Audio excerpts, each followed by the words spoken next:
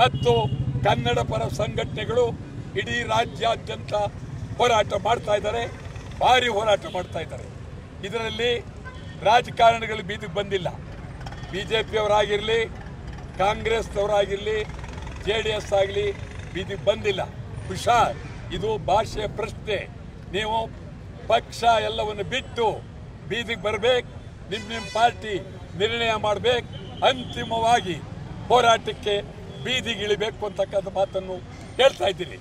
ಕನ್ನಡ ಪರ ಸಂಘಟನೆಗಳು ಮುಂದಿನ ದಿನ ಇದೆಲ್ಲವನ್ನು ನೋಡ್ತೇವೆ, ಯಾವ ಹಂತಕ್ಕೆ ತಲುಪುತ್ತೆ.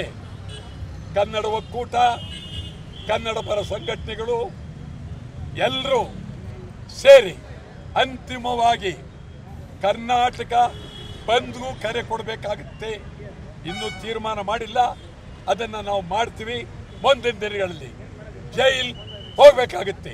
ಇಡೀ ರಾಜ್ಯದ ಪ್ರತಿ ಜಿಲ್ಲೆ ತಾಲೂಕಿನಲ್ಲೂ ಕಮಲ್ ಹಾಸನ್ ವಿರುದ್ಧ ಜೈಲ್ಗೆ ಹೋಗೋಕ್ಕೂ ತಯಾರಿರಬೇಕು. ಹೋಗ್ತೀವಿ.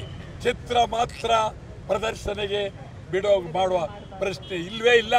ಮುಂದಿನ ದಿನಗಳಲ್ಲಿ ಕರ್ನಾಟಕ ಬಂದ್ಗೂ ಬೆಂಬಲ ಕೇಳ್ತೀವಿ, ಜನರನ್ನು ಕೇಳ್ತೀವಿ. ಎಲ್ಲ ಕನ್ನಡ ಪರ ಸಂಘಟನೆಗಳನ್ನ ಸೇರಿಸಿ ತೀರ್ಮಾನ ಕೈಗೊಳ್ತೀವಿ.